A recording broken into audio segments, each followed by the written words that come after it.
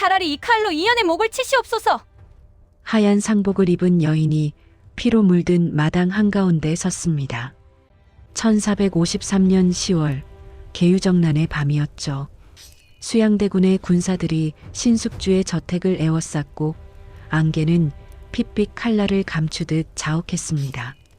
무릎 꿇은 신숙주 앞에 선 수양대군은 처음으로 자신을 두려워하지 않는 눈빛과 마주했습니다.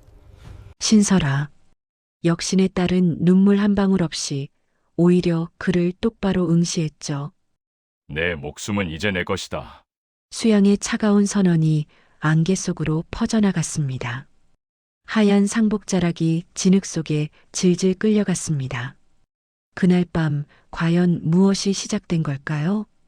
1453년 7월 한양은 한여름의 열기로 숨이 막혔습니다. 신설아는 남편 이몽학의 위패 앞에 단정히 앉아 있었죠.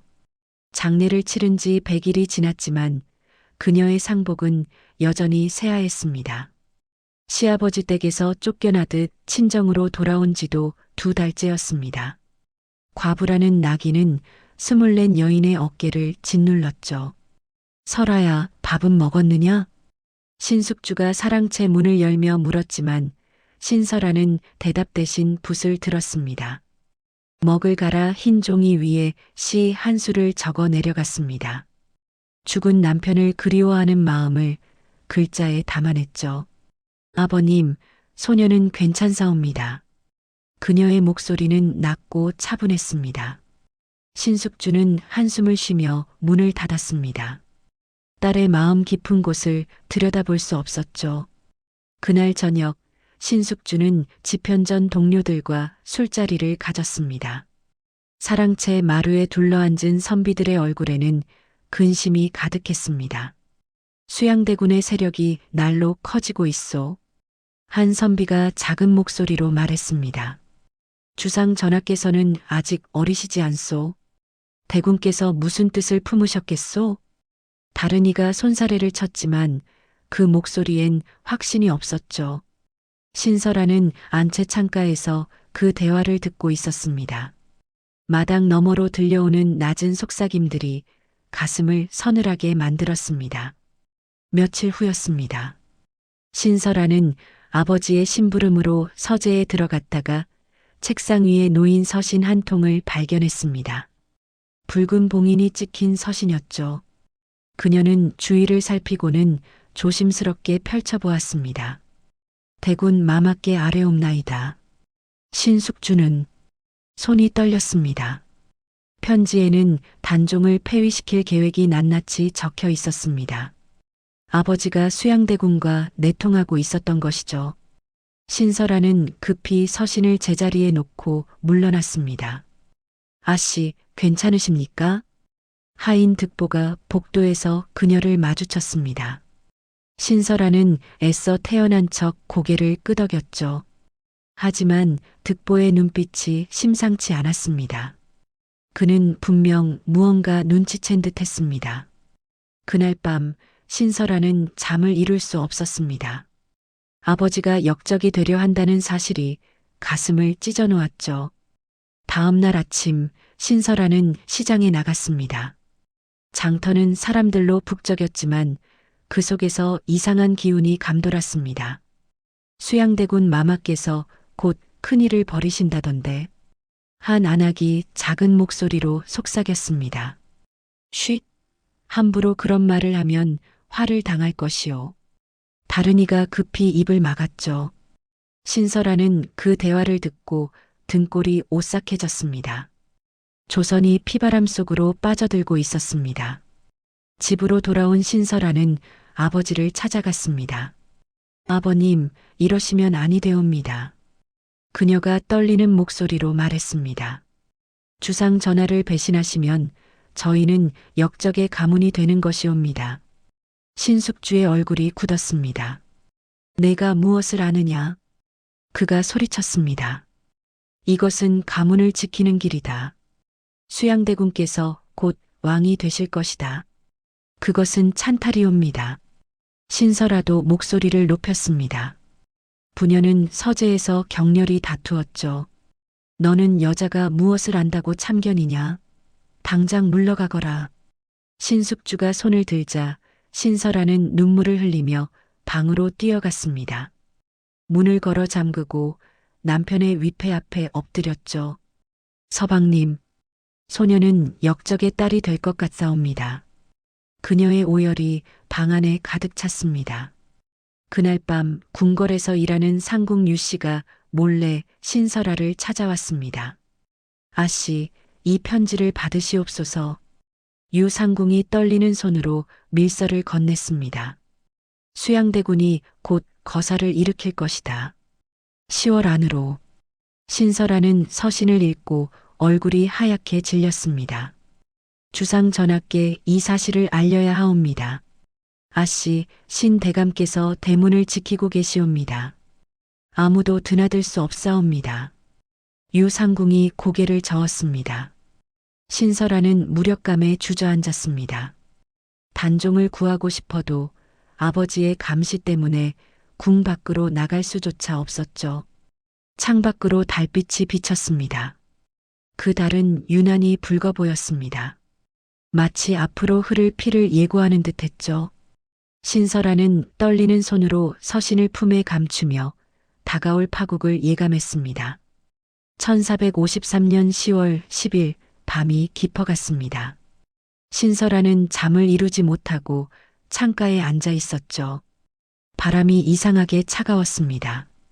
아니, 공기 자체가 뭔가 다른 느낌이었습니다. 갑자기 멀리서 함성이 들려왔습니다. 신설아는 벌떡 일어나 창문을 열었죠. 하늘이 붉게 물들어 있었습니다. 궁궐 쪽에서 불길이 치솟고 있었습니다. 역적들을 토벌하라. 주상 전하를 지키라. 비명과 함성이 뒤섞여 한양을 뒤덮었습니다. 계유정난이 시작된 것이죠. 신설아는 온몸이 얼어붙는 것을 느꼈습니다. 드디어 그날이 온 것입니다. 아씨, 어서 안으로 드시옵소서. 시녀가 헐레벌떡 뛰어들어왔습니다. 대군 마마의 군사들이 저택으로 오고 있다 하옵니다. 신설아는 급히 옷을 여미고 안채로 향했습니다. 마당에는 이미 횃불을 든 군사들이 가득했죠. 갑옷 입은 무사들이 칼을 빼들고 서 있었습니다. 신숙주, 나오시오. 홍달손의 우렁찬 목소리가 울려 퍼졌습니다. 신숙주는 이미 준비한 듯 단정한 의관을 갖추고 마당으로 나왔습니다. 소인 신숙주, 대군 마마께 충성을 맹세하나이다. 그는 주저없이 무릎을 꿇었습니다. 신설아는 사랑채 뒤에 숨어 그 모습을 지켜보았죠. 아버지의 모습에 치가 떨렸습니다. 좋소. 신대감은 이제 우리 편이시오. 홍달손이 만족스럽게 웃었습니다. 바로 그때였습니다. 대문 쪽에서 비명이 들려왔습니다. 군사들이 젊은 사내 하나를 끌고 들어왔죠. 상투가 풀어진 사내는 피투성이가 되어 있었습니다. 이놈은 성산문의 조카놈이옵니다. 한 군사가 외쳤습니다. 역적의 무리로다. 당장 목을 치라. 홍달손의 명령이 떨어졌습니다. 칼날이 번쩍였습니다. 신설아는 그 순간을 또렷이 보았습니다. 사내의 목이 땅에 떨어지는 것을. 뜨거운 피가 사방으로 튀었죠. 으악! 신설아는 비명을 지르며 뛰쳐나갔습니다. 본능적으로 몸이 움직였던 것이죠. 설아야. 신숙주가 다급히 소리쳤지만 이미 늦었습니다. 신설아는 피범벅이 된 마당 한가운데 서 있었습니다. 하얀 상복에 붉은 핏방울이 튀었죠. 저 사람은 서방님의 벗이셨던. 그녀는 떨리는 손으로 시신을 가리켰습니다.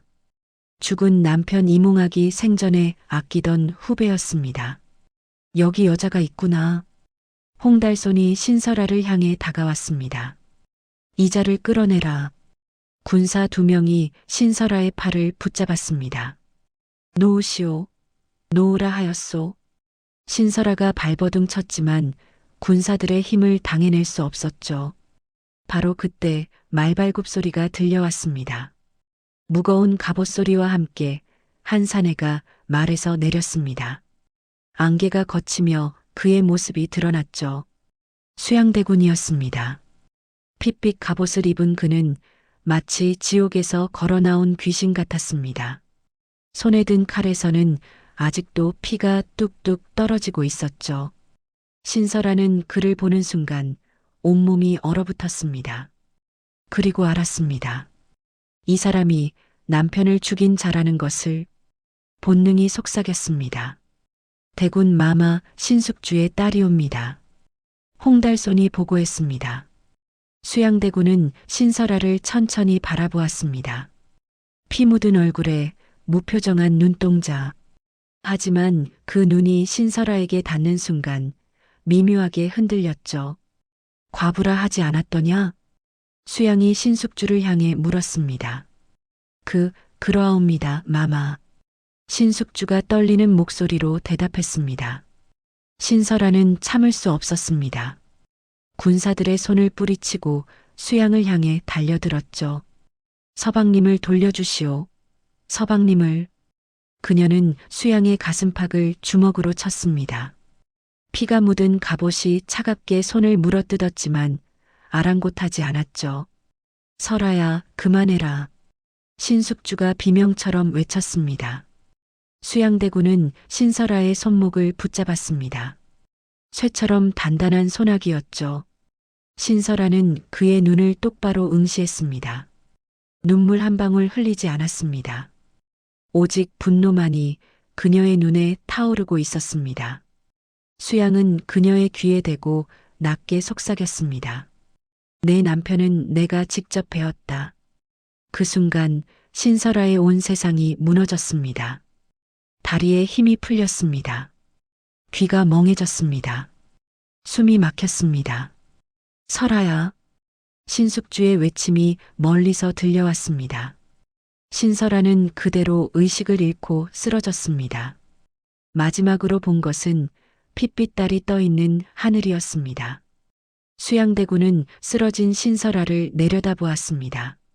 그의 눈빛이 복잡하게 흔들렸죠. 홍달손이 다가와 물었습니다. 마마, 이 여자를 어찌하오리까? 수양은 잠시 침묵했습니다. 그리고 차갑게 명령했습니다. 내 사저로 데려가라. 촉촉한 비단이 피부에 닿았습니다. 신설아는 천천히 눈을 떴죠. 낯선 천장이 보였습니다.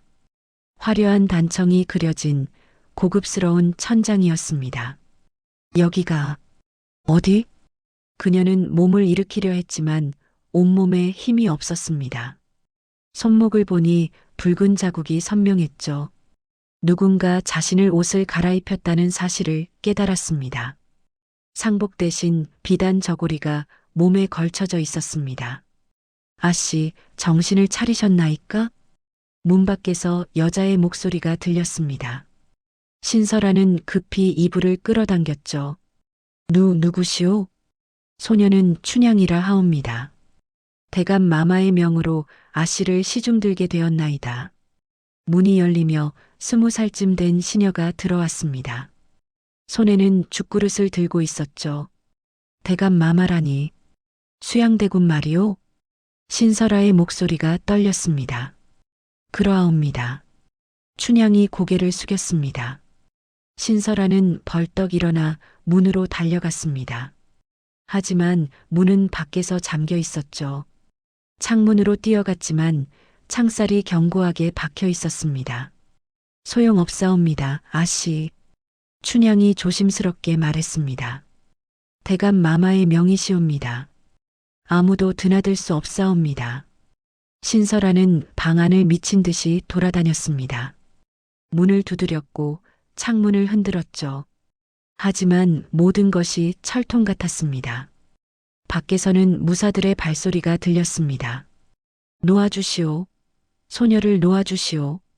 그녀가 소리쳤지만 대답은 없었습니다. 결국 신설아는 벽에 등을 기대고 주저앉았습니다. 온몸이 부들부들 떨렸죠. 자신이 이제 수양대군의 포로가 되었다는 사실이 천천히 실감났습니다. 아씨, 진지를 드시옵소서. 춘향이 죽그릇을 내밀었습니다. 신설아는 고개를 돌렸습니다. 물러가시오. 하오나, 물러가라 하였소. 신설아의 외침에 춘향은 할 수 없이 물러났습니다. 시간이 흘렀습니다. 해가 지고 어둠이 방 안을 채웠죠. 신설아는 구석에 웅크리고 앉아 있었습니다. 남편의 위패도 아무것도 없는 낯선 공간이었습니다. 문이 열리는 소리가 들렸습니다. 신설아는 고개를 들었죠. 수양대군이 들어왔습니다. 갑옷을 벗고 검은 도포를 입은 모습이었습니다. 횃불빛에 그의 그림자가 길게 드리웠죠. 물러들 가거라. 수양이 밖의 시종들에게 명했습니다. 문이 닫히고 둘만 남았습니다. 신설아는 벽에 바짝 붙어 그를 경계했습니다. 수양은 천천히 다가왔죠. 진지를 들지 않았다던데. 그가 낮은 목소리로 말했습니다. 손대지 마시오. 신설아가 떨리는 목소리로 경고했습니다. 수양은 비웃듯 웃었습니다. 굶어 죽고 싶은 게냐? 그게 차라리 낫겠소. 신설아가 고개를 들어 그를 노려보았습니다. 수양은 그 눈빛을 마주하며 묘한 감정을 느꼈습니다. 두려움도 복종도 없는 눈이었죠. 흥? 그는 돌아서며 상위의 음식을 내려다보았습니다. 마음대로 하여라. 하나 죽는 것도 내 허락이 있어야 할 것이다. 차갑게 내뱉고는 그는 다시 신설아를 향해 다가왔습니다. 신설아는 더 이상 물러설 곳이 없었습니다. 수양은 손을 뻗어 그녀의 머리카락을 쓰다듬었습니다. 내 목숨은 이제 내 것이다. 내 몸도 내 숨도 모두 내 것이다. 절대로. 신설아가 이를 악물었습니다. 절대로 당신의 것이 될 수 없소. 그녀는 수양의 손을 입으로 물어뜯었습니다. 피가 났습니다. 수양은 손을 빼며 오히려 웃었습니다. 재미있구나. 그가 피 묻은 손을 보며 말했습니다. 내 반항이 마음에 든다. 신설아는 그의 반응에 혼란스러워했습니다. 왜 화를 내지 않는 걸까요? 왜 벌을 내리지 않는 걸까요? 수양은 갑자기 신설아의 어깨를 잡고 침상으로 밀쳐 넣었습니다. 신설아는 비명을 지르며 발버둥쳤죠. 안 돼요. 하지 마시오. 수양은 그녀 위로 몸을 기울였습니다. 신설아는 눈을 꼭 감았습니다. 죽음을 각오했죠. 온몸이 얼어붙었습니다. 하지만 예상했던 일은 일어나지 않았습니다. 수양의 얼굴이 그녀의 귀 옆에 가까이 왔습니다. 그의 숨소리가 들렸죠. 내가 스스로 원할 때까지 기다리겠다. 그가 낮게 속삭였습니다. 하나 알아두어라. 결국 너는 내게 올 것이다. 수양은 몸을 일으켰습니다. 그리고 방을 나갔죠. 문이 닫히는 소리가 들렸습니다. 신설아는 한참 동안 꼼짝하지 못했습니다. 온몸이 마비된 것처럼 굳어 있었죠. 천천히 눈을 떴습니다. 손이 떨렸습니다. 그녀는 일어나 앉았습니다. 상복 속에 숨겨두었던 작은 비녀를 꺼냈습니다. 죽은 남편이 선물한 은비녀였죠. 끝이 날카로웠습니다. 이것으로. 신설아는 비녀를 꽉 쥐었습니다. 이것으로 당신의 목을 찌를 것이오. 그녀의 눈에 결연한 빛이 서렸습니다. 창밖으로 달빛이 스며들었습니다. 긴 밤이 시작되었습니다. 며칠이 흘렀습니다. 신설아는 여전히 그 방에 갇혀 있었죠. 하지만 이상한 일이 벌어졌습니다. 수양대군은 밤마다 방에 들어왔지만 그녀에게 손대지 않았습니다. 그저 옆에 누워 있을 뿐이었죠. 신설아는 벽을 향해 등을 돌린 채 숨도 제대로 쉬지 못했습니다. 수양의 숨소리가 들렸습니다. 깊고 고른 숨소리였죠. 때로는 그가 악몽에 시달리는지 신음소리를 냈습니다. 왜 이러시는 거요? 어느 날 밤 신설아가 참지 못하고 물었습니다. 수양은 대답하지 않았습니다. 그저 천장을 바라볼 뿐이었죠. 원하시는 게 무엇이오? 신설아가 다시 물었습니다. 너. 수양이 짧게 대답했습니다. 하나 억지로는 원치 않는다. 그 말에 신설아는 혼란스러워졌습니다.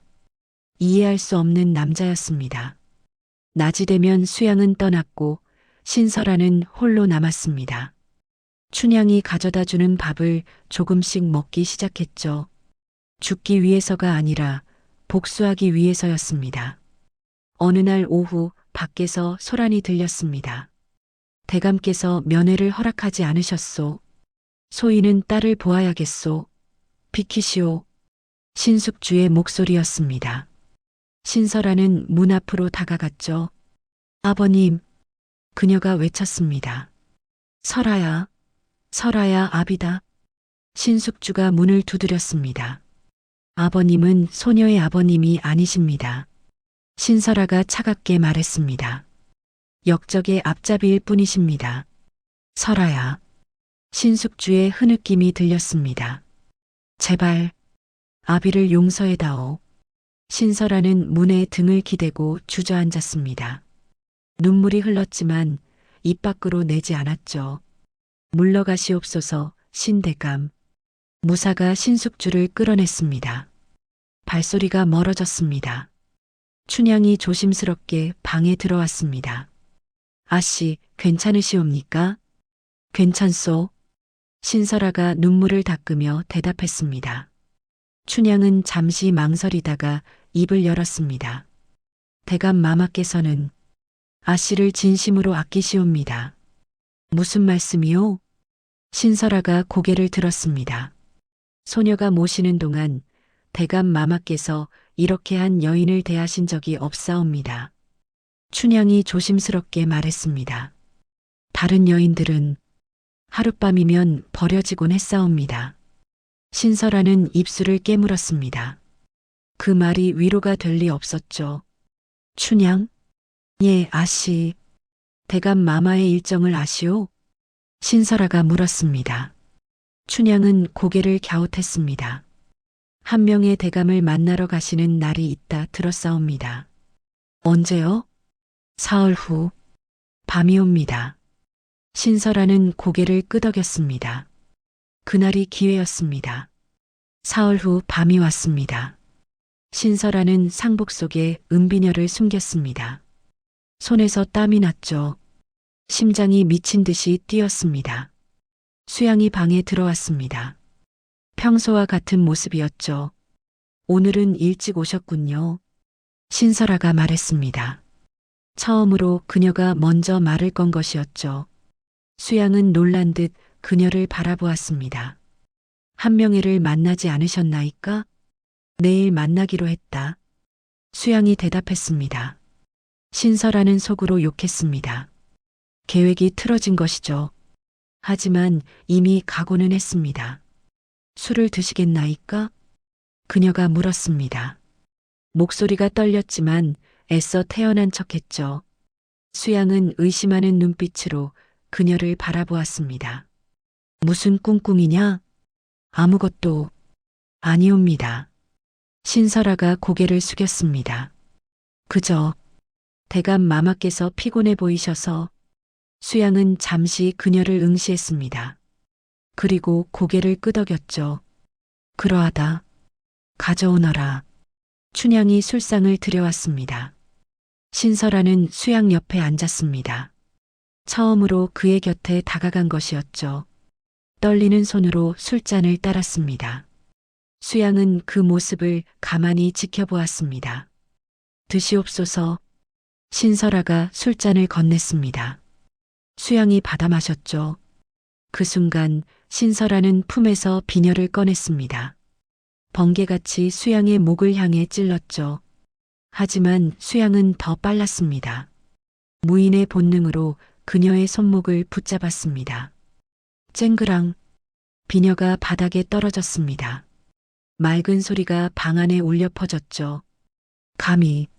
수양이 분노하며 신설아를 벽에 밀어붙였습니다. 그의 손이 그녀의 목을 감쌌습니다. 날 죽이려 했구나. 내가 널 믿었건만. 신설아는 숨이 막혔지만 그의 눈을 똑바로 보았습니다. 당신이 내 남편을 죽였소? 그녀가 흐느끼듯 외쳤습니다. 그분은 충신이셨소?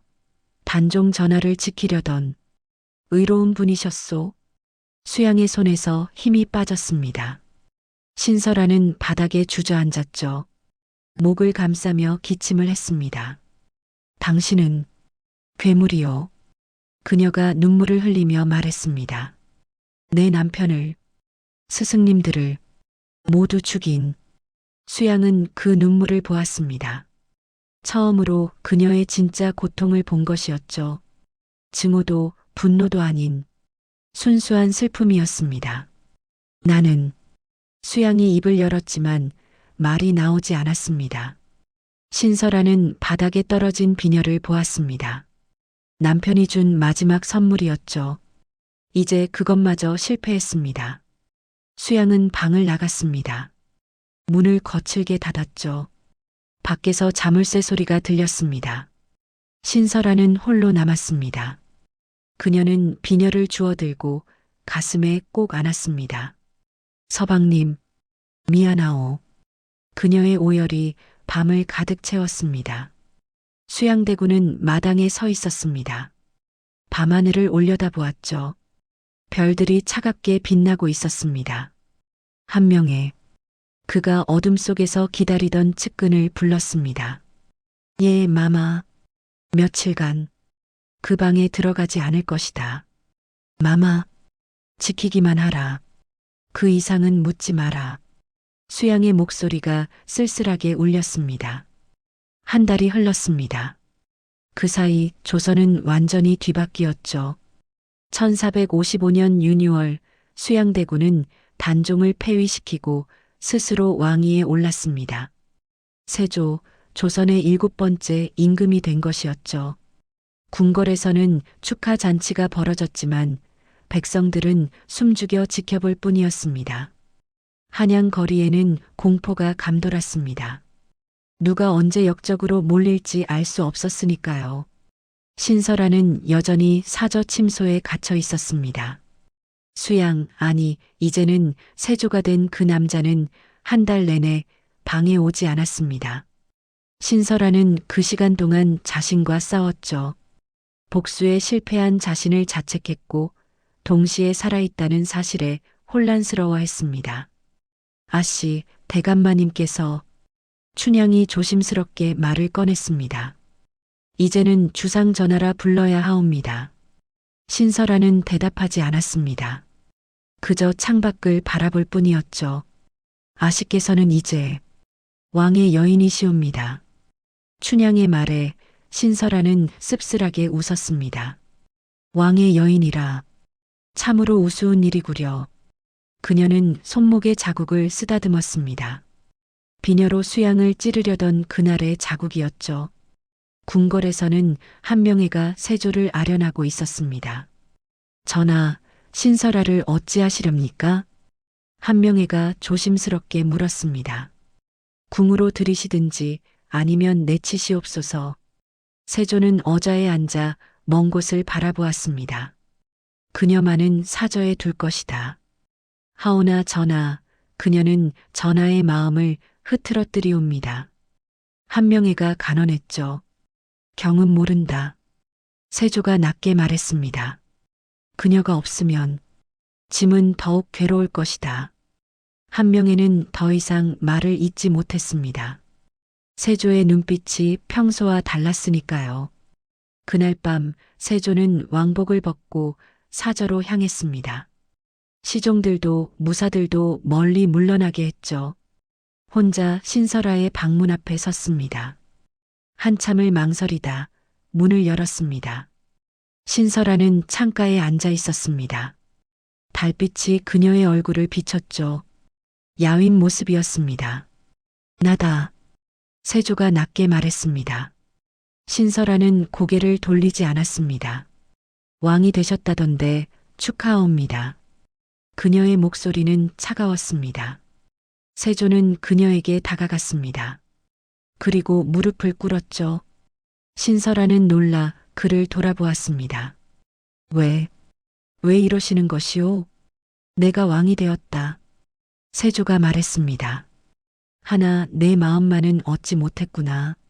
그는 품에서 칼 하나를 꺼내 신설아 앞에 놓았습니다. 내가 원한다면 복수를 하여라. 신설아는 떨리는 손으로 칼을 집어들었습니다. 칼날이 달빛에 번쩍였죠. 이것으로 당신을 죽이라는 말씀이요? 그렇다. 세조가 고개를 끄덕였습니다. 그것이 내가 원하는 것이라면. 신설아는 칼을 들어 올렸습니다. 칼끝이 세조의 목을 향했죠. 그의 목에 칼날이 닿았습니다. 조금만 힘을 주면 피가 날 것이었습니다. 하지만 그녀는 찌르지 못했습니다. 손이 떨렸습니다. 눈물이 흘러내렸죠. 왜 이러시는 거요? 그녀가 흐느꼈습니다. 왜 날 이렇게 만드시는 거요? 칼이 바닥에 떨어졌습니다. 신설아는 두 손으로 얼굴을 감싸고 울었습니다. 세조는 그녀를 끌어안았습니다. 나도 모르겠다. 그가 속삭였습니다. 어찌하여 내가 너에게 일이 빠져버렸는지 놓아주시오. 제발. 신설아가 그의 가슴을 쳤습니다. 나는 널 놓아줄 수 없다. 세조가 그녀를 더 꽉 안았습니다. 내가 날 미워해도 죽이려 해도. 그의 목소리가 떨렸습니다. 그래도 널 놓을 수 없다. 신설아는 그의 품에서 소리내어 울었습니다. 모든 감정이 뒤섞였죠. 증오, 슬픔, 그리고 설명할 수 없는 다른 무언가. 그날 밤 두 사람은 서로를 받아들였습니다. 하지만 그것은 사랑이 아니었습니다. 서로의 고통을 확인하는 행위였죠. 용서도 망각도 아닌 그저 함께 괴로워하는 것이었습니다. 새벽이 밝아왔습니다. 세조는 잠든 신설아를 바라보았습니다. 그녀의 얼굴에는 눈물 자국이 말라 있었죠. 내가 괴물인 것을 안다. 그가 중얼거렸습니다. 하나 너마저 없으면 나는 진짜 괴물이 되고 말 것이다. 그는 조심스럽게 그녀의 머리카락을 쓰다듬었습니다. 그리고 일어나 옷을 입었죠. 신설아는 그가 떠난 후 눈을 떴습니다. 천장을 바라보았습니다. 자신이 어젯밤 무슨 짓을 한 것인지. 서방님. 그녀가 작은 목소리로 불렀습니다. 저는 이제 말을 잇지 못했습니다. 자신이 역신의 딸이자 왕의 침소에 든 여자가 되었다는 사실. 그 무게가 온몸을 짓눌렀죠. 신설아는 거울을 보았습니다. 거울 속 자신의 모습이 낯설었습니다. 나는 이제 무엇이란 말인가? 그녀는 머리카락을 움켜쥐었습니다. 잡아뜯고 싶었죠. 하지만 그럴 힘조차 없었습니다. 창밖으로 아침 햇살이 들어왔습니다. 하지만 그 빛은 그녀에게 닿지 못했습니다. 신설아는 어둠 속에 앉아 자신의 운명을 저주했습니다. 며칠 후 궁궐 깊은 곳에서 은밀한 만남이 있었습니다. 한명회가 신숙주를 불러들인 것이었죠. 신대감. 한명회의 목소리는 차갑게 가라앉아 있었습니다.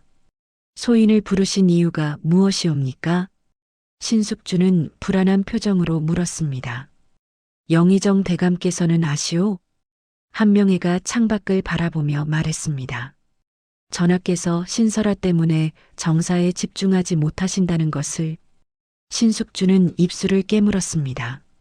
소인의 딸 때문에. 그렇소. 한명회가 신숙주를 돌아보았습니다. 영의정 대감께서 딸을 설득하시오. 스스로 물러나게 하시오. 하오나 설아는 듣지 않겠소? 한명회가 비웃었습니다. 그렇다면 다른 방법을 찾아야겠구려. 신숙주는 한명회의 눈빛에서 위험을 느꼈습니다. 소인이 가보겠나이다. 반드시 설득하겠나이다. 신숙주는 급히 절을 하고 물러났습니다. 그는 사저로 향했습니다. 무사들이 그를 막아섰지만 그는 간청했죠. 소인은 영의정이오. 딸을 만나게 해주시오. 무사들이 난처해하는 사이 신숙주는 신설아의 방문 앞에 섰습니다. 설아야, 아비다. 문을 열어다오. 안에서 움직이는 기척이 들렸습니다. 하지만 문은 열리지 않았죠. 설아야, 제발. 신숙주의 목소리가 떨렸습니다. 아비와 이야기 좀 하자. 한참의 침묵 후 문이 열렸습니다. 신설아가 무표정한 얼굴로 서 있었죠. 무슨 일로 오셨나이까, 신대감? 그녀의 차가운 호칭에 신숙주는 가슴이 무너졌습니다. 설아야. 소녀를 설아라 부르지 마십시오. 신설아가 돌아섰습니다. 신숙주는 방으로 들어가 무릎을 꿇었습니다. 아비가 잘못했다. 모두 아비가 잘못한 것이다.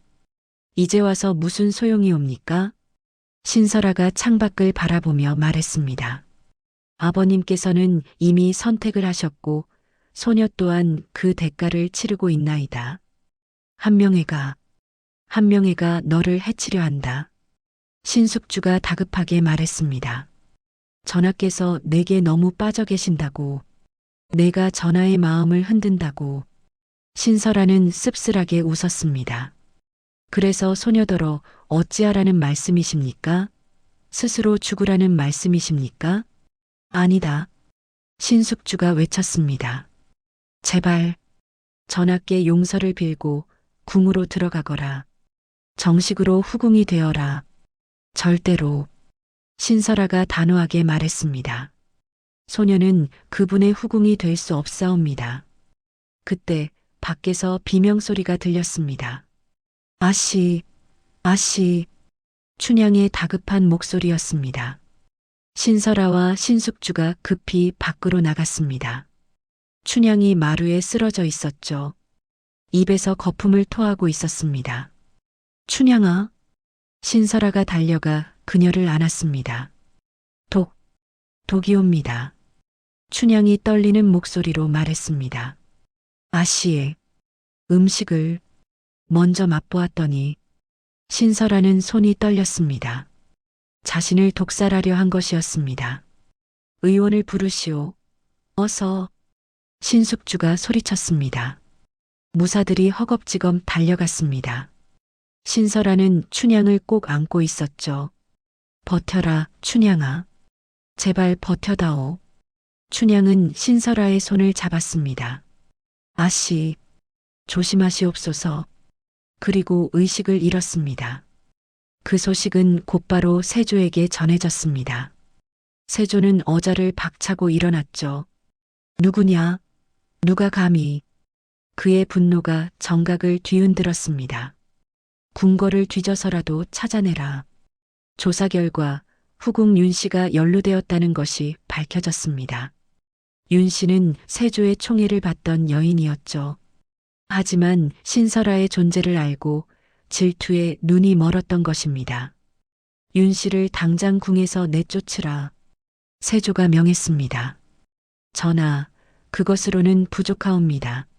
한신하가 간언했지만 세조는 손을 저었습니다. 목숨만은 살려주어라. 하나 다시는 한양 땅을 밟지 못하게 하라. 윤씨는 울부짖으며 끌려갔습니다. 세조는 즉시 사저로 달려갔습니다. 신설아의 방문을 열었을 때 그녀는 창가에 앉아 멍하니 있었습니다. 괜찮으냐? 세조가 다가갔습니다. 신설아는 그를 보았습니다. 눈에는 눈물이 가득했죠. 춘향이가 의원이 치료하고 있다. 살 것이다. 세조가 그녀의 어깨를 잡았습니다. 경호를 2배로 늘리겠다. 다시는 이런 일이. 저를 놓아주시옵소서. 신설아가 그의 손을 뿌리쳤습니다. 제발 저를 보내주시옵소서. 안 된다. 세조가 단호하게 말했습니다. 나는 너를 놓을 수 없다. 소녀는 죽을 뻔했나이다. 신설아가 소리쳤습니다. 이곳에 있으면 소녀는 결국 죽게 될 것이옵니다. 그렇다면 내가 너를 지키겠다. 세조가 그녀를 끌어안았습니다. 무슨 일이 있어도 내가 너를 지킬 것이다. 신설아는 그의 품에서 힘없이 울었습니다. 지키겠다는 그 말이 오히려 더 고통스러웠습니다. 며칠 후 춘향은 깨어났습니다. 신설아는 밤낮으로 그녀를 간호했죠. 아씨, 죄송하옵니다. 춘향이 약한 목소리로 말했습니다. 무슨 소리냐? 내가 나를 살린 것이다. 신설아가 그녀의 손을 잡았습니다. 한편 궁궐에서는 한명회가 조용히 움직이고 있었습니다. 신설아를 제거하는 방법을 궁리하고 있었죠. 하지만 세조의 감시가 너무 삼엄했습니다. 어느 날 밤 신설아는 세조가 악몽에 시달리는 것을 보았습니다. 전하, 주상 전하. 세조가 잠결에 중얼거렸습니다. 소신은 그는 식은땀을 흘리고 있었습니다. 신설아는 조심스럽게 그의 이마를 닦아주었죠. 그 순간 그녀는 깨달았습니다. 이 남자도 괴로워하고 있다는 것을, 왕자가 그에게 평안을 주지 못한다는 것을. 신설아는 복잡한 감정에 휩싸였습니다. 미워해야 할 사람이 고통받고 있었으니까요.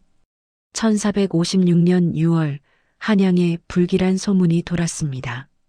성산문을 비롯한 집현전 학사들이 단종 복위를 계획하고 있다는 것이었죠. 세조는 즉시 이들을 체포하라 명했습니다. 그날 밤 신설아는 창밖의 소란에 잠을 깼습니다. 궁궐 쪽에서 횃불이 번쩍이고 말발굽 소리가 요란했죠. 무슨 일이오? 신설아가 춘향에게 물었습니다. 성산문을 비롯한 신하들이 역모를 꾸몄다 하옵니다. 춘향이 떨리는 목소리로 대답했습니다. 신설아는 그 이름을 듣는 순간 가슴이 철렁했습니다.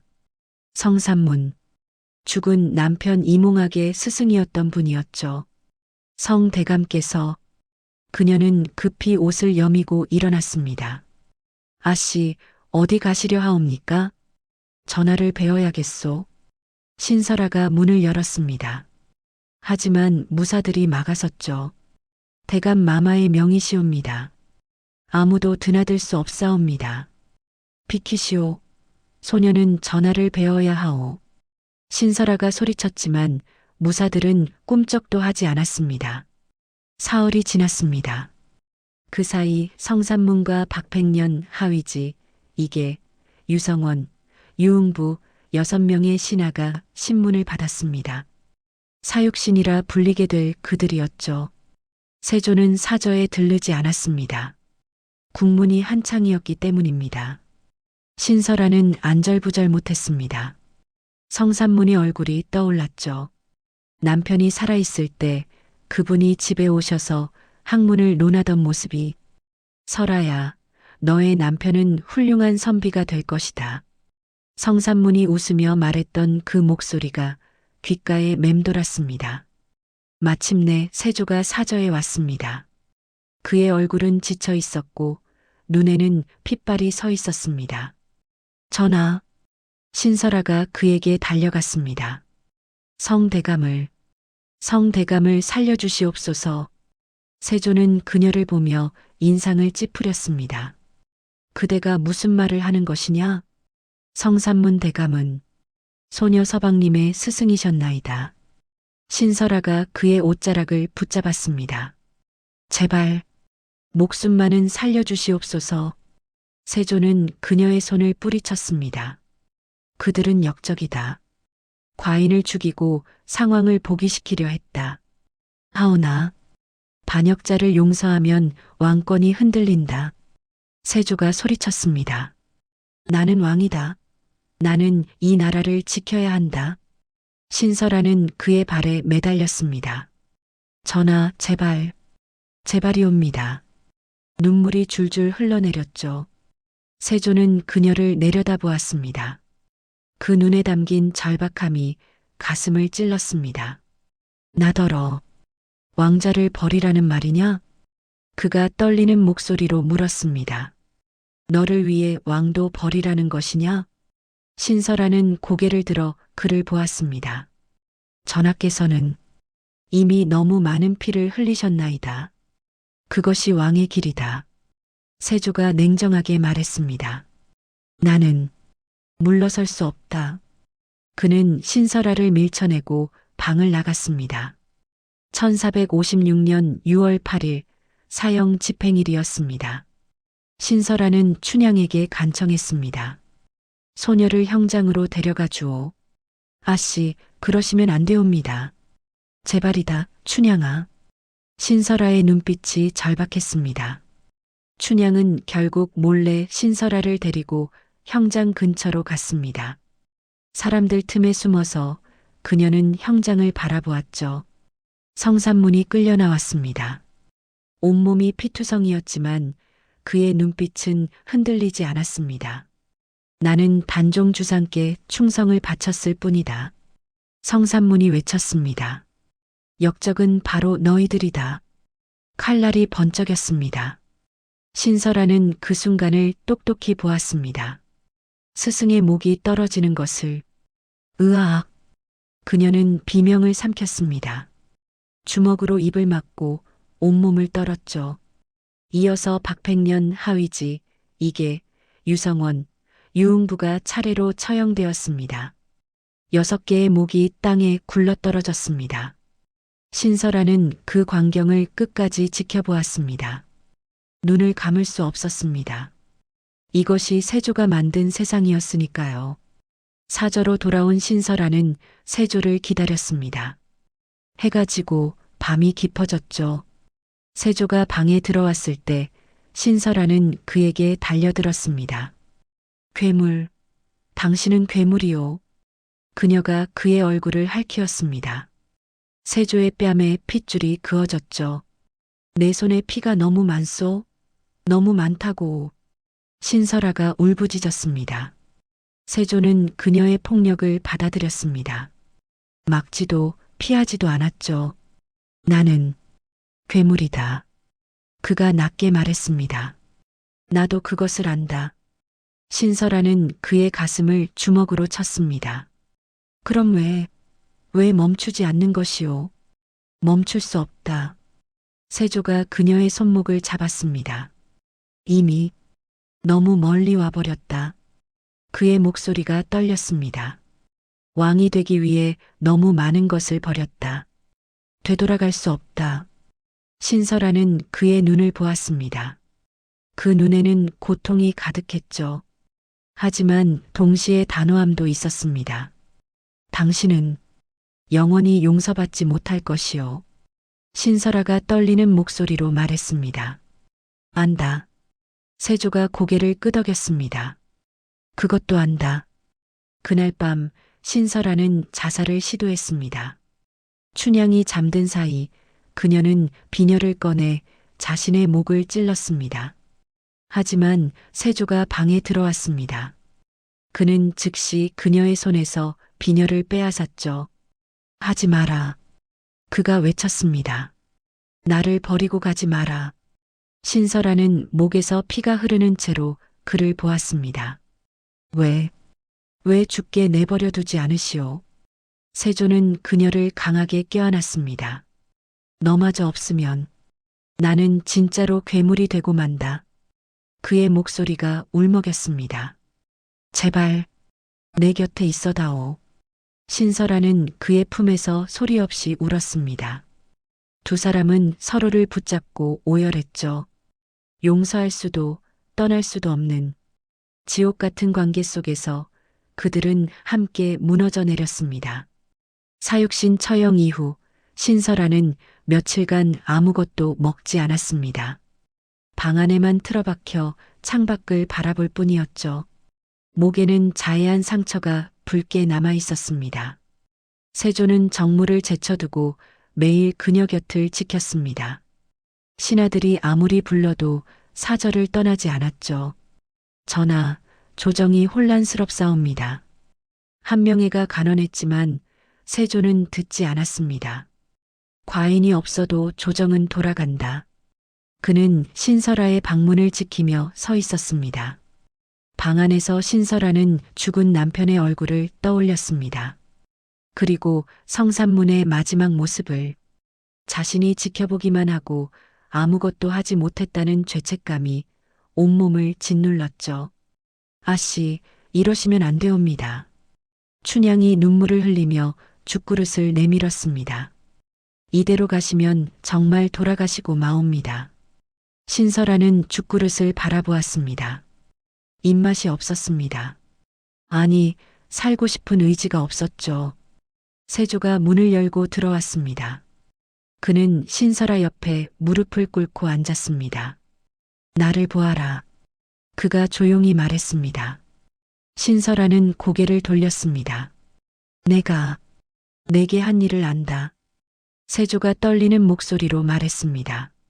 내 남편을 죽였고 내 스승을 죽였다. 내 아버지를 역적으로 만들었고 너를 이곳에 가두었다. 신설아는 그의 말을 듣고 있었습니다. 나는 용서받을 수 없는 줄 안다. 세조가 그녀의 손을 잡았습니다. 하나 제발 죽지는 말아다오. 신설아는 천천히 고개를 들어 그를 보았습니다. 그의 눈에는 눈물이 고여 있었죠. 전하께서는 제게 무엇을 원하시는 것이옵니까? 그녀가 물었습니다. 용서를 원하시는 것이옵니까? 아니면 인연의 마음을? 세조는 대답하지 못했습니다. 자신도 무엇을 원하는지 알 수 없었으니까요. 제가 만약 전하를 용서한다면 신설아가 떨리는 목소리로 말했습니다. 그것은 서방님과 스승님을 배신하는 것이옵니다. 안다. 세조가 고개를 끄덕였습니다. 그래도 용서받지 못해도 좋다. 그냥 내 곁에만 있어다오. 그는 그녀의 손을 꽉 쥐었습니다. 내가 없으면 나는 말을 잇지 못했습니다. 신설아는 눈물을 흘렸습니다. 전하도 저도 우리 둘 다 지옥에 갈 사람이옵니다. 그렇다면 함께 가자. 세조가 그녀를 끌어안았습니다. 지옥이든 어디든 함께 가자. 그날 밤 두 사람은 서로를 거칠게 껴안았습니다. 사랑인지 증오인지 구분할 수 없는 감정이었죠. 서로를 용서할 수도 놓아줄 수도 없는, 그저 함께 타오르며 불타는 것 같았습니다. 새벽녘 신설아는 잠든 세조의 얼굴을 바라보았습니다. 그의 이마에는 주름이 깊게 패여 있었고 잠결에도 괴로운 표정이었죠. 이 사람도 고통받고 있구나. 그녀는 처음으로 그것을 인정했습니다. 세조도 괴로워하는 인간이라는 것을. 하지만 동시에 깨달았습니다. 자신은 영원히 그를 온전히 사랑할 수 없다는 것을. 죽은 남편과 스승님이 항상 그들 사이에 서 있을 것이라는 것을. 며칠 후 신설아는 몸이 좋지 않았습니다. 입덧이 시작된 것이었죠. 아씨, 혹시? 춘향이 조심스럽게 물었습니다. 의원이 불려왔고 진맥을 했습니다. 축하드리옵니다. 태기가 있으시옵니다. 의원의 말에 신설아는 얼어붙었습니다. 그럴 리가. 그녀는 자신의 배를 내려다보았습니다. 뱃속에 아이가 있다는 것이, 그것도 원수의 핏줄이라는 것이. 세조는 소식을 듣고 기뻐했습니다. 과인의 아이다. 과인의 아이가 생겼다. 그는 신설아를 껴안으려 했지만 그녀는 물러섰습니다. 전하, 신설아가 차갑게 말했습니다. 저를 정식으로 후궁에 들이시겠나이까? 세조는 잠시 망설였습니다. 그것은 그러실 필요 없사옵니다. 신설아가 그의 말을 끊었습니다. 저는 이곳에 남겠나이다. 후궁도 왕의 여인도 되고 싶지 않사옵니다. 하나 아이는 제가 키우겠나이다. 신설아가 단호하게 말했습니다. 이곳에서 전하의 그늘 아래서 세조는 그녀의 눈을 보았습니다. 그 눈에는 결연함이 서려 있었죠. 알았다. 그가 고개를 끄덕였습니다. 내 뜻대로 하여라. 신설아는 홀로 방에 남아 자신의 배를 어루만졌습니다. 미안하구나, 아가야. 그녀가 속삭였습니다. 내가 태어날 곳은 지옥 같은 곳이란다. 눈물이 볼을 타고 흘러내렸습니다. 하지만 이상하게도 뱃속의 아이를 느끼자 살고 싶다는 의지가 생겼습니다. 그래도 어미는 너를 지킬 것이다. 그녀는 배를 꼭 감싸 안았습니다. 무슨 일이 있어도 창밖으로 가을바람이 불어왔습니다. 낙엽이 떨어지고 계절이 바뀌고 있었습니다. 신설아의 삶도 천천히 변해가고 있었죠. 몇 달이 흘렀습니다. 1457년 봄, 신설아의 배는 제법 불러왔습니다. 그녀는 사저 마당을 천천히 거닐며 봄바람을 맞았죠. 세조는 틈날 때마다 사저를 찾았습니다. 정무가 아무리 바빠도 그녀를 보지 않으면 마음이 편치 않았습니다. 몸은 괜찮으냐? 세조가 그녀의 배를 조심스럽게 어루만졌습니다. 예, 전하. 신설아가 짧게 대답했습니다. 두 사람의 관계는 묘하게 변해 있었습니다. 사랑도 증오도 아닌 그저 함께 있어야만 하는 끊을 수 없는 끈으로 묶여 있었죠. 어느 날 대문 밖에서 목소리가 들렸습니다. 딸을 만나게 해주시오. 신숙주였습니다. 그는 며칠에 한 번씩 찾아와 문 앞에서 애원했죠. 신설아는 춘향에게 고개를 끄덕였습니다. 들어오시라 전하시오. 춘향이 놀란 표정을 지었습니다. 아씨 정녕. 괜찮소? 신설아가 말했습니다. 이제 미워할 힘도 없구려. 신숙주가 방에 들어왔습니다. 그의 모습은 몹시 초췌했죠. 머리에는 흰머리가 부쩍 늘어 있었습니다. 설아야. 그가 떨리는 목소리로 불렀습니다. 신설아는 그를 바라보았습니다. 예전처럼 차갑지는 않았지만 따뜻하지도 않은 눈빛이었습니다. 신대감. 그녀가 말했습니다. 신숙주는 그 호칭에 가슴이 무너졌습니다. 아직도 아비를 용서하지 못했느냐? 용서는 못하옵니다. 신설아가 솔직하게 말했습니다. 하오나 증오도 이제 지쳤나이다. 그녀는 자신의 배를 내려다보았습니다. 아이를 품으니 모든 것이 무의미하게 느껴지옵니다. 신숙주는 눈물을 흘렸습니다. 아비가 잘못했다. 그가 무릎을 꿇었습니다. 이 늙은이를 용서해다오. 제발. 신설아는 아버지의 흰머리를 보았습니다. 가슴 한편이 아팠습니다. 일어나시옵소서 아버님. 그녀가 처음으로 아버님이라 불렀습니다. 신숙주는 고개를 들었습니다. 설아야. 소녀는 아버님을 용서할 수 없사옵니다. 신설아가 말했습니다. 하오나 이 아이의 할아버님이시니 그 인연만은 끊을 수 없겠지요. 신숙주는 딸의 손을 잡고 울었습니다. 신설아는 그의 손을 뿌리치지 않았습니다. 하지만 꼭 잡지도 않았죠. 며칠 후 세조와 신설아는 함께 저녁을 먹고 있었습니다. 세조가 조심스럽게 물었습니다. 아이가 태어나면 어떤 이름을 지어주고 싶으냐? 신설아는 잠시 생각했습니다. 눈설자가 들어간 이름을 짓고 싶나이다. 설? 왜 하필? 소녀의 이름이 설아이옵니다. 신설아가 말했습니다. 이 아이도 눈처럼 순수하게 자랐으면 하옵니다. 세조는 고개를 끄덕였습니다. 좋다. 딸이라면 설아, 아들이라면 설린이라 하자. 신설아는 희미하게 미소 지었습니다. 세조는 그 미소를 보며 가슴이 벅찼죠. 이 아이만큼은 행복하게 키우겠다. 세조가 그녀의 배를 어루만지며 약속했습니다. 과인이 무슨 일이 있어도 지켜주마. 신설아는 그의 손을 보았습니다.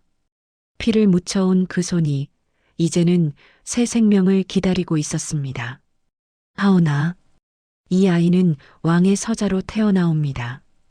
그녀가 조심스럽게 말했습니다. 과연 행복할 수 있을는지. 과인이 있는 한 그 누구도 이 아이를 함부로 하지 못할 것이다. 세조가 단호하게 말했습니다. 그날 밤 두 사람은 처음으로 평온한 시간을 보냈습니다. 세조는 신설아의 배에 귀를 대고 아이의 움직임을 느꼈죠.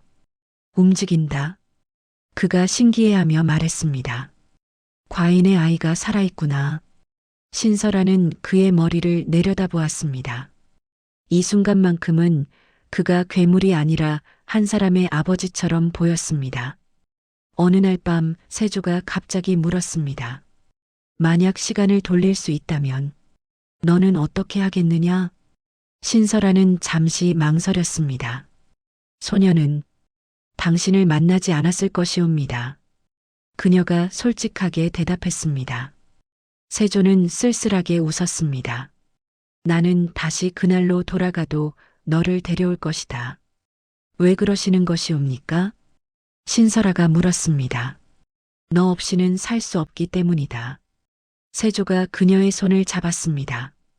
과인이 왕자를 얻었으나 진정 원하는 것은 내 마음이었다.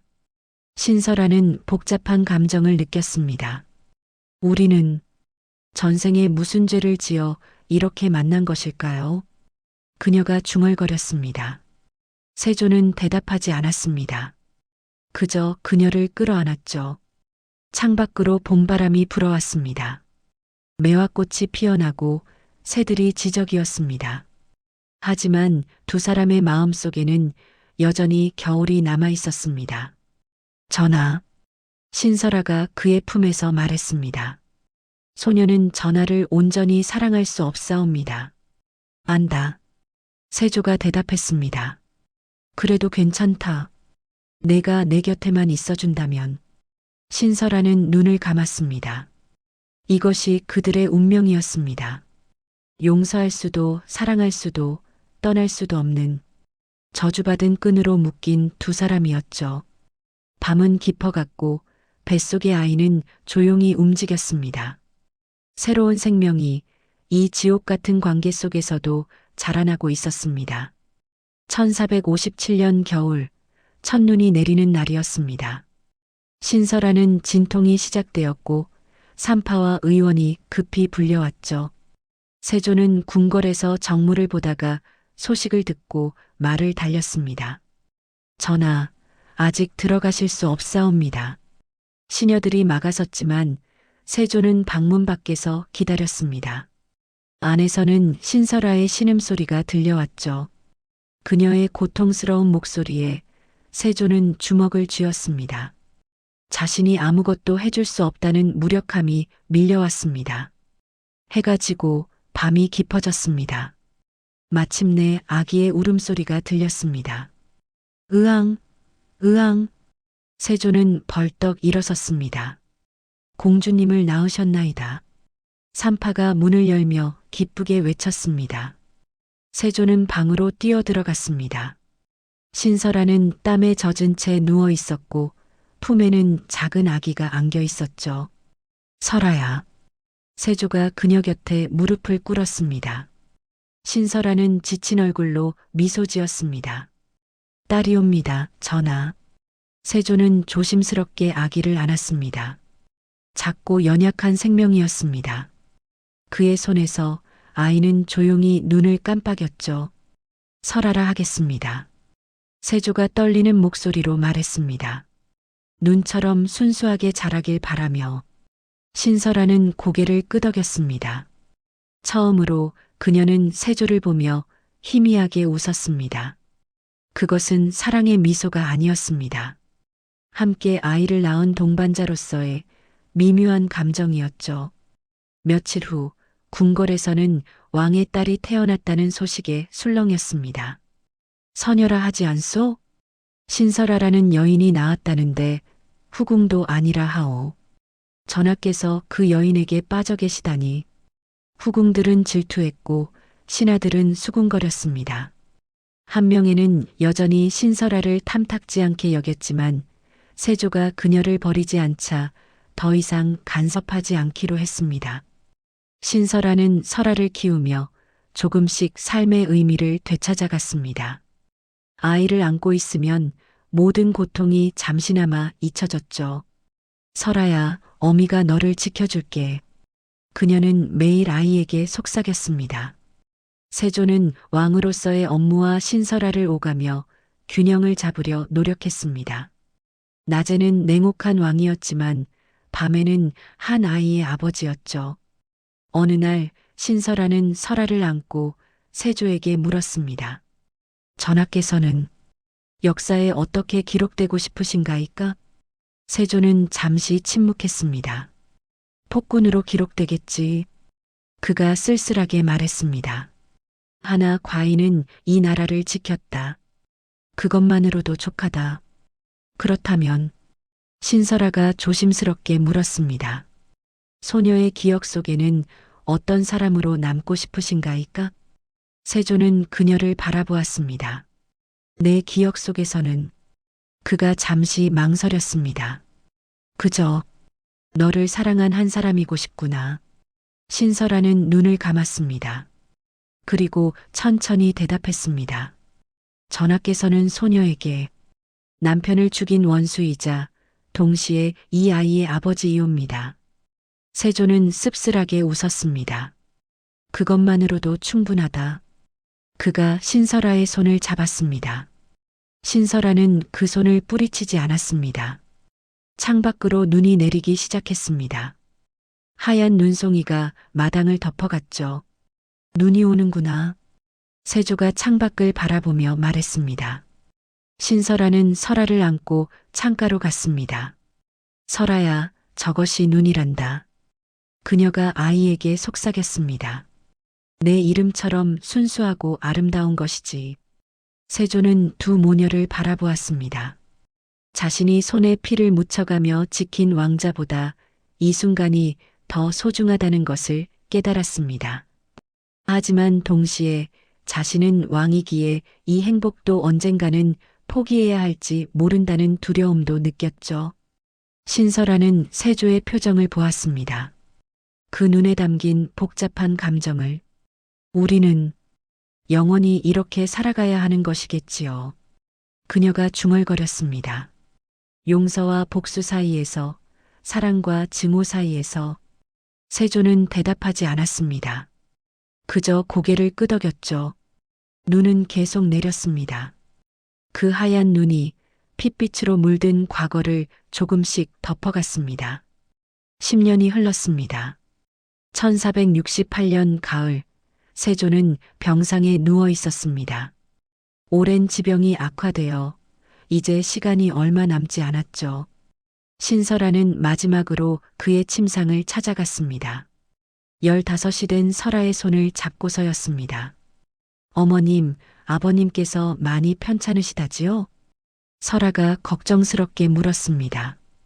그렇단다. 신설아가 딸의 손을 꽉 쥐었습니다. 세조는 야윈 얼굴로 누워 있었습니다.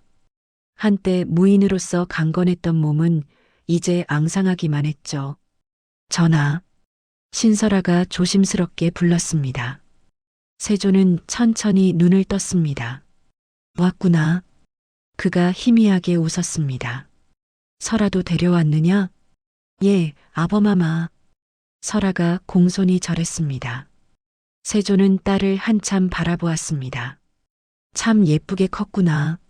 내 어미를 닮았어. 송구하옵니다, 아범아마. 설아가 눈물을 흘렸습니다.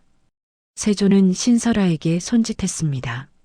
잠시 둘이 이야기할 수 있겠느냐? 신설아는 설아를 밖으로 내보내고 세조 곁에 앉았습니다. 그의 손을 잡았죠. 그 손은 차갑고 힘이 없었습니다. 설아를 부탁한다. 세조가 떨리는 목소리로 말했습니다. 잘 키워다오. 그리하겠나이다. 신설아가 고개를 끄덕였습니다. 세조는 한참을 침묵했습니다. 그리고 조심스럽게 물었습니다. 나를 조금이라도 사랑했느냐? 신설아는 그의 눈을 보았습니다. 눈물이 흘러내렸죠. 소녀는 모르겠나이다. 그녀가 떨리는 목소리로 대답했습니다. 세조는 쓸쓸하게 웃었습니다. 그래도 너를 만난 건 후회하지 않는다. 소녀도 전하를 만난 것이 축복인지 저주인지 아직도 모르겠나이다. 신설아가 솔직하게 말했습니다. 세조는 그녀의 손을 꽉 쥐었습니다. 다음 생에는 평범한 사람으로 만나자. 다음 생에는 만나지 말아요. 신설아가 대답했습니다. 세조는 고개를 끄덕이며 눈을 감았습니다. 그리고 천천히 숨을 거두었죠. 신설아는 그의 손을 놓지 않은 채 조용히 앉아 있었습니다. 15년 동안의 시간이 주마등처럼 스쳐갔습니다. 증오와 사랑, 복수와 용서 사이를 오간 세월이었죠. 설아가 들어와 어머니를 껴안았습니다. 신설아는 딸의 품에서 처음으로 소리내어 울었습니다. 며칠 후 세조의 장례가 치러졌습니다. 신설아는 검은 상복을 입고 멀리서 장례식을 지켜보았습니다. 신숙주가 늙은 모습으로 그녀 곁에 섰죠. 설아야. 괜찮사옵니다, 아버님. 신설아가 아버지의 손을 잡았습니다. 이제는 모든 것을 용서하겠나이다. 신숙주는 눈물을 흘리며 딸을 껴안았습니다. 장례가 끝나고 신설아는 사절을 정리하기 시작했습니다. 설아와 함께 한양을 떠나 시골로 내려가기로 결심했죠. 떠나기 전날 밤 그녀는 세조와 함께했던 방에 마지막으로 앉았습니다. 서랍을 정리하다가 편지 한 통을 발견했습니다. 세조의 글씨였죠.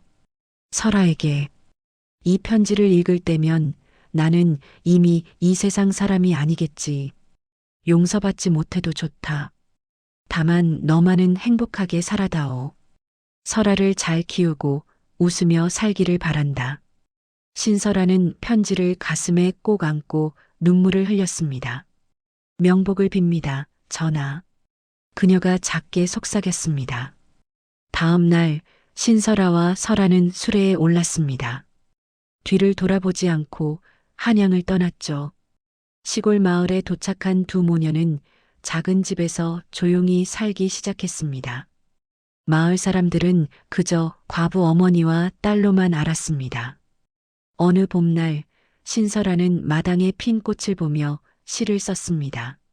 용서와 복수 사이에서 나는 그저 살았다. 설아는 어머니의 시를 읽고 물었습니다. 어머님, 무슨 뜻인가요? 훗날 알게 될 것이다. 신설아가 미소 지으며 대답했습니다.